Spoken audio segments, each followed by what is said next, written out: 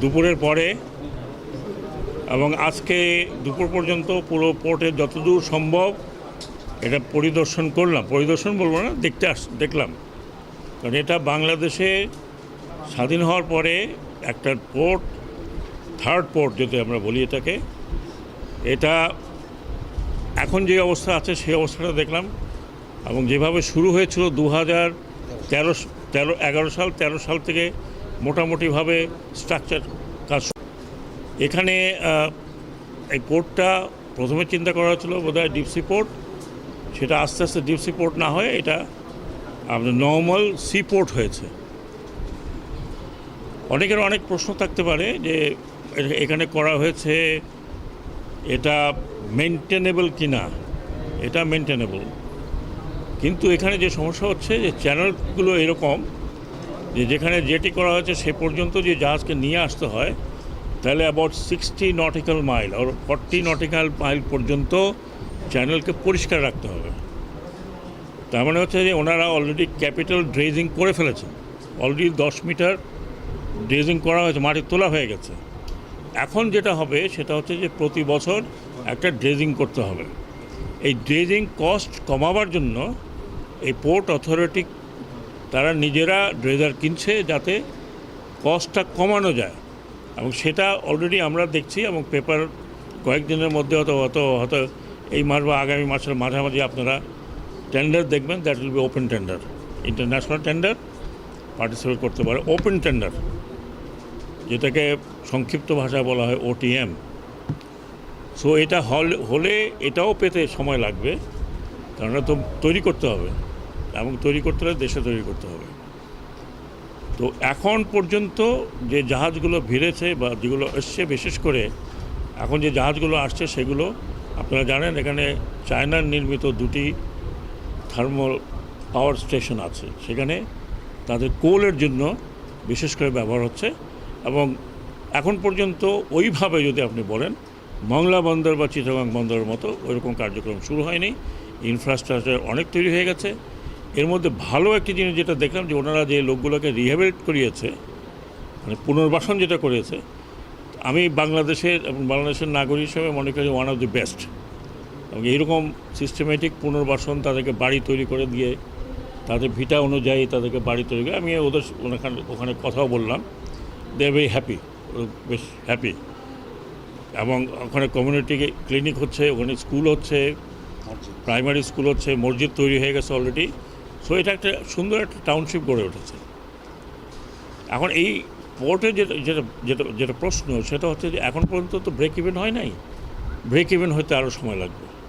Break even হইতে ধরেন যদি ওনারা বলেন যে 31 2031 হয়তো 2031-এর আগেও যেতে পারে, বাট প্রসপেক্ট আছে, কিন্তু এক্সপেন্ডিচারও আছে।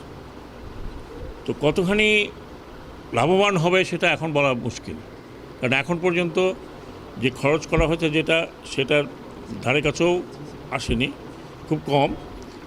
তবে এই অঞ্চলে এই পোর্টটির কারণে প্রথমত আপনারা দেখছেন যে একটা পরিবর্তন আসছে, ইকোনমিক পরিবর্তন আসছে। একই সাথে আপনার এখন যেটা বাকি আছে সেটা হলো এই পোর্টকে সার্ভাইভ করতে হলে কানেক্টিভিটি। তার মানে 6 লেনের রাস্তা দরকার ভাঙ্গার থেকে অনওয়ার্ড। এবং প্রজেক্টে আছে যে পদ্মার মধ্যে দিয়ে যে রেলওয়ে লাইনটা বানানো হয়েছে সেই রেলওয়ে লাইনটা আসতে হবে। রেলওয়ে লাইন এবং রাস্তা যদি না হয় তাহলে এই পোর্টের ভায়াবিলিটি খুব ডিফিকাল্ট হবে। আশা করি সেটা হবে। আপাতত কোনো কারণে স্লো হয়ে গেছে, হয়তো এগুলো প্ল্যানিং হয়ে আছে, সেগুলো হবে। আরেকটা জিনিস যেটা আমি বলবো সেটা আমি ফিরে গিয়ে আমরা সরকারের সাথে এটা উঠাবো যে এই পোর্টটাকে আরও একটু ত্বরান্বিত করতে হলে আমরা যে ইম্পোর্টগুলো করি সেই ইম্পোর্টগুলোর একটা পার্সেন্টেজ এই পোর্টে নিয়ে আসা। আমরা যদি সেইটা নিয়ে আসতে পারি 20%, 25%, যাইটাই হোক, তাহলে ওই চিটাগং পোর্টের উপরে খুব বেশি প্রেশার, বাংলার উপরে অলসো কিছু প্রেশার, সেটা কিন্তু কমবে। আমি আমাদের ইম্পোর্টের কথা বলছি। আমরা যেগুলো সরকারিভাবে খাদ্যশস্য ইম্পোর্ট করছি, ডিস্ট্রিবিউশন করার কথা, আমরা যে গাড়িগুলো ইম্পোর্ট করছি, সার ইম্পোর্ট করছি, এই অঞ্চলের জন্য যে সারগুলো থাকা দরকার সো অনেক সময় আমরা ফুড গ্রেন আনি, চাউল আনি, সেগুলো সেই চিটাগং থেকে আবার এদিকে আসতে হয়।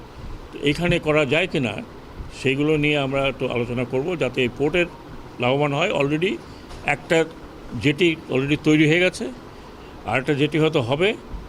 আর যারা এখানে চীনা কাজগুলো করছে, চাইনিজরা, তারা দেখলাম যে খুব তড়িৎ গতিতে কাজগুলো শেষ করতে চায়। তো এই পর্যন্ত আমি দেখেছি। আমি আশা করি, যদিও এই পোর্ট নিয়ে অনেক কথা আছে, অনেক অনেক অনেক বিষয় আছে, কিন্তু একটা পোর্ট হয়ে গেছে। এখানে প্রায় 15 থেকে 16,000 কোটি টাকা অলরেডি এটা ব্যয় হয়েছে, আরও হবে, ইনকাম হবে। ইনকামটা আস্তে আস্তে হবে। আপনারা যদি এখন চিটাগাং পোর্টের সাথে তুলনা করেন হবে না, বাংলা পোর্টের সাথে তুলনা করেন হবে না। এখানে একটু এক্সপেন্সিভ হবে যে ড্রেজিংয়ের জন্য। ড্রেজিংটা করতেই হবে। আমাদের দেশের যে কোনো নদীর পাড়ে যে সমস্ত পোর্ট, এগুলো ড্রেজিং করতেই হবে। হয়তো কিছু বছর পরে আমরা দেখব যে আমাদের বে অফ বেঙ্গলের আশেপাশে যে জায়গাগুলো আছে, এখানেও ড্রেজিং করতে হবে, যেভাবে পলি পড়ছে। তো এই আমার বক্তব্য ছিল। আমি আশা করি আমি যতটুকু দেখেছি, যতটুকু জেনেছি, ততটুকু আপনাদের বললাম। এবং এর বাইরে যদি আপনাদের কোনো প্রশ্ন থাকে, আমি কোনো কিছুই লুকিয়ে কথা বলিনি। Port expensive, no doubt, but এটাকে ভায়াবল বানাতে হলে অনেকগুলো স্টেপ নিতে হবে। সেই স্টেপগুলো কিছু দুই একটা আমি বললাম, বাকি অনেক স্টেপ